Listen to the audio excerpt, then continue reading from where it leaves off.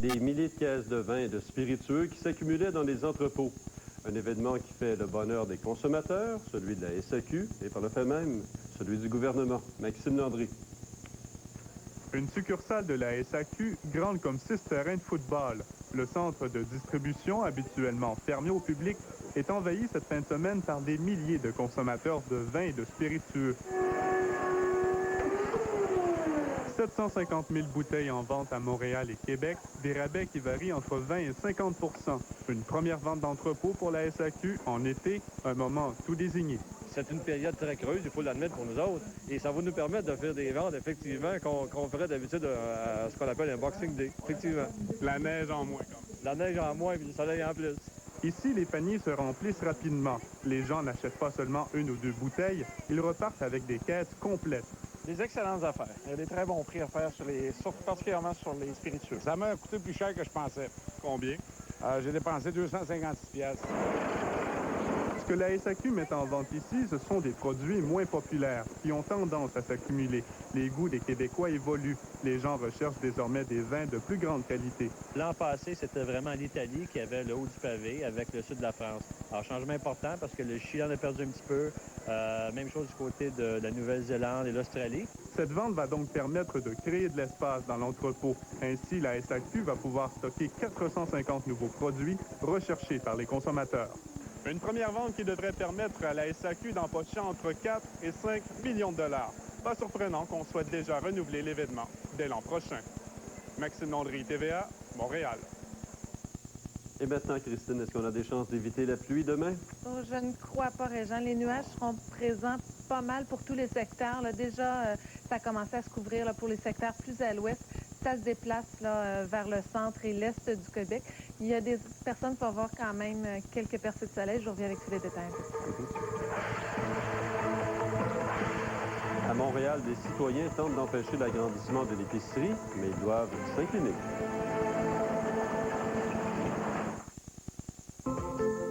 Chez Ford, service de qualité, nous avons les pneus qu'il vous faut. La batterie, les amortisseurs et les freins. Vous trouverez tout au même endroit pour votre véhicule Ford à prix compétitif. Chez Service de qualité, on a les gens, les pièces et les prix qu'il vous faut.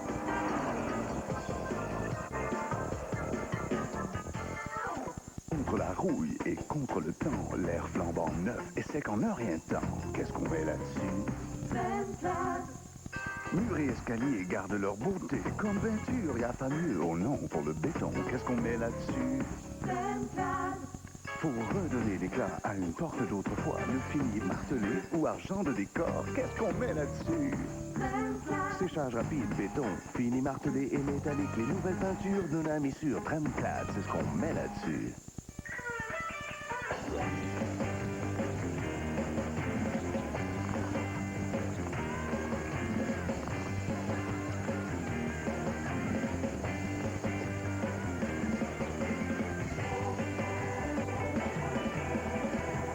Chérie, veux-tu me cramer le dos?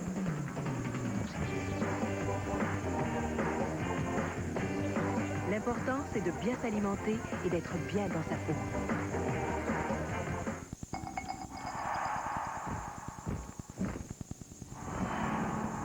Un show privé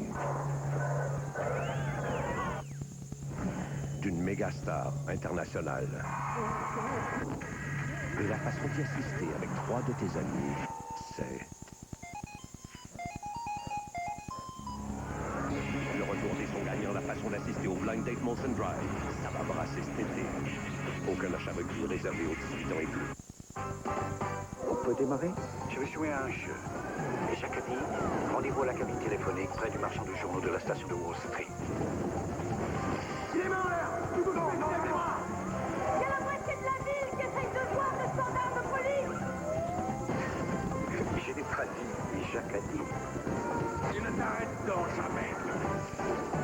Il y en a qui ont vraiment de drôles de façons de s'amuser. Die Hard 3, Marche ou crève, ce dimanche 19h30.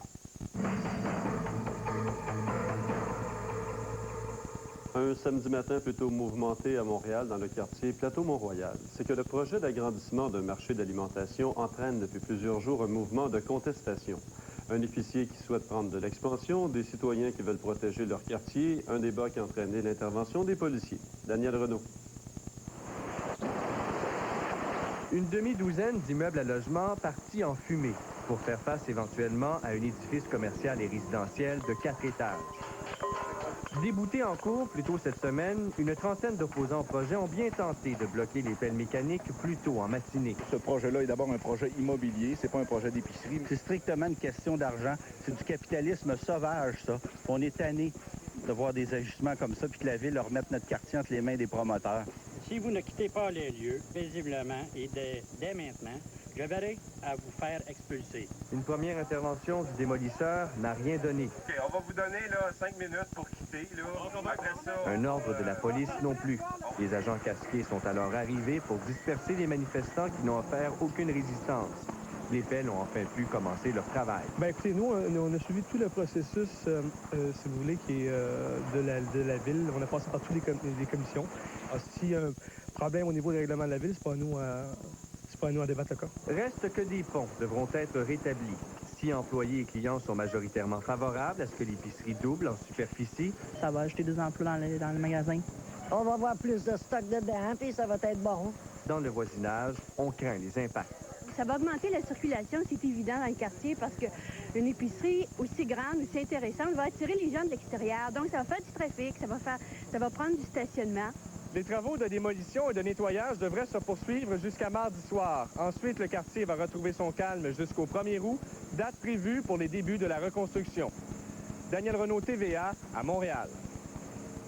Un nouvel échec pour un projet controversé inspiré de la guerre des étoiles. La défense américaine, qui tente de mettre au point un bouclier antimissile, a procédé à un nouveau test la nuit dernière. Et pour une deuxième fois de suite, ça n'a pas fonctionné.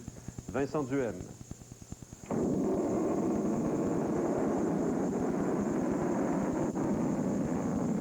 Dans le cadre de ce test balistique, un missile intercepteur devait détruire, à environ 225 km d'altitude, une fausse ogive nucléaire lancée d'une base aérienne de Californie. Pour une raison qui demeure inconnue, l'impact prévu n'a pas eu lieu. Cet échec pourrait entraîner des retards importants dans ce projet de plusieurs milliards de dollars qui vise à protéger les États-Unis face à des pays considérés incontrôlables comme la Corée du Nord, l'Iran ou l'Irak. Le Pentagone admet que l'échec d'aujourd'hui prouve qu'il reste beaucoup de travail à faire. What it tells me is we have more engineering work to do. And as we've said all along, this is a very difficult, challenging job. C'est un projet compliqué et il y a encore certaines difficultés que nous ne pouvons prévoir, a souligné un responsable de l'armée américaine. Les opposants à ce projet de bouclier nucléaire, comme la Russie et la Chine, ne peuvent que se réjouir de l'échec d'aujourd'hui. Selon eux, le déploiement d'un tel système risque de relancer la course aux armements. Cet essai raté pourrait faire réfléchir le président Bill Clinton, qui doit décider au cours de l'été si le projet sera mené à terme. Mais à la lumière de ce qu'il a vu aujourd'hui, il pourrait sagement laisser à son successeur le soin de prendre cette difficile décision. Vincent Duhem, pour le réseau TVA. Eh bien, de leur côté, les Allemands se sont payés toute une fête aujourd'hui à Berlin. Près d'1 million de personnes se sont réunies dans la capitale pour la Parade de l'amour, le plus gros événement de musique techno au monde. Ce festival haut en couleur et parfois très extravagant a débuté en 1989, l'année de la chute du mur de Berlin. Aujourd'hui, 250 disques jockeys installés sur des chars allégoriques ont fait vibrer les milliers de pétards déchaînés. Et la fête a été assombrie, comme vous le voyez, par un incendie dans le métro qui a fait une trentaine de blessés.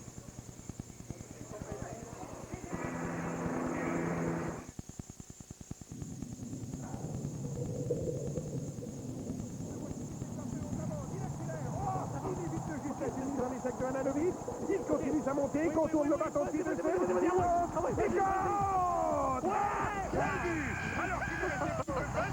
Vous êtes à un doigt du monde numérique de Samsung Digital.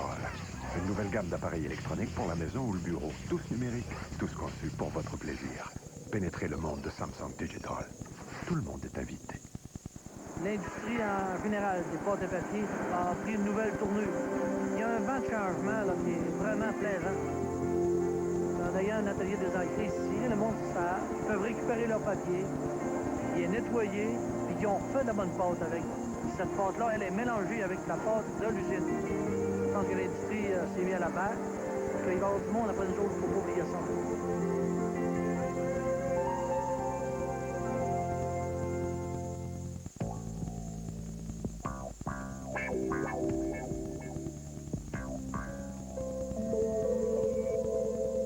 Porte avec triple joint d'étanchéité.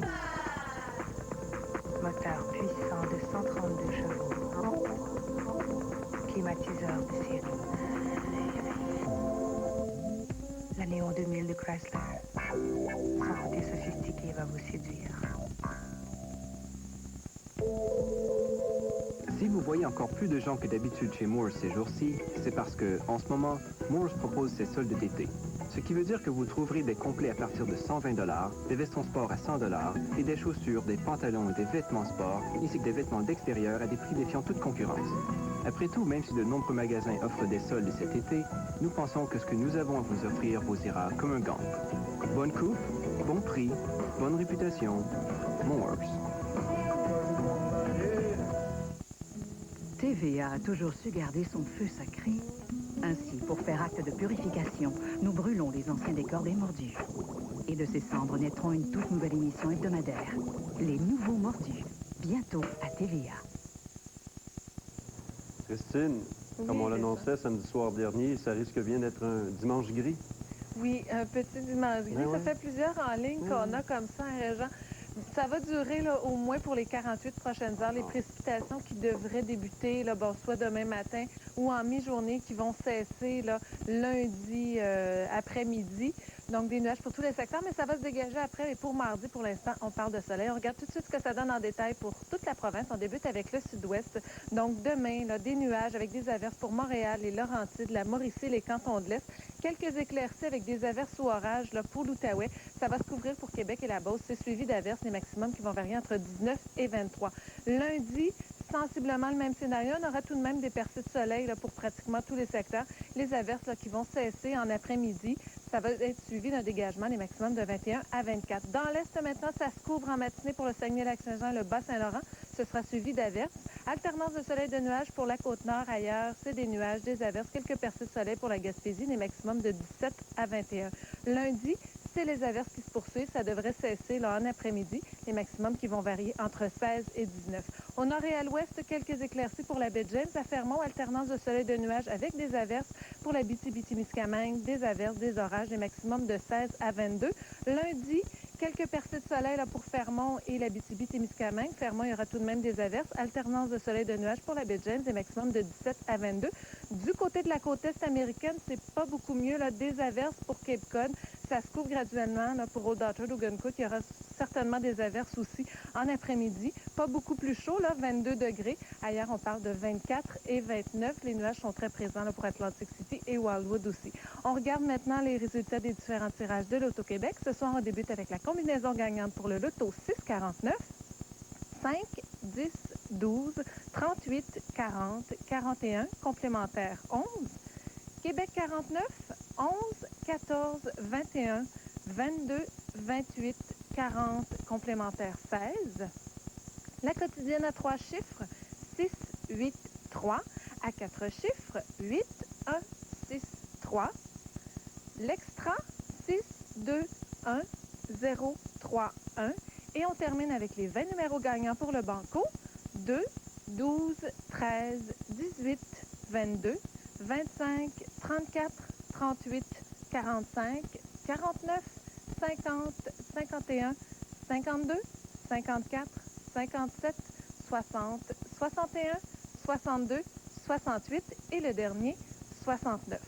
Donc voilà, Régent, des nuages. Il faudra prendre notre mal en patience, là, puisque le soleil ne revient pas avant mardi. Oui, un petit dégagement lundi après-midi, je comprends bien. Alors, je vais prendre l'autre jeu pour vous. Merci beaucoup. Bonne nuit et à demain. À demain. Salut, Christine. Et puis maintenant, en terminant, une histoire de disparition qui s'est bien terminée, heureusement d'ailleurs, vous allez comprendre. C'est celui qui était recherché, le voici. Un python royal de 3 pieds et demi. Son propriétaire l'a retrouvé dans une grille de ventilation à l'extérieur du complexe Guy Favreau, au centre-ville de Montréal, s'il vous plaît. C'est le 3e serpent trouvé cette semaine à Montréal et espérons que ce soit le dernier. Voilà, c'est tout. Bonne soirée. Je vous retrouve demain, 18h. Au revoir, mesdames et messieurs.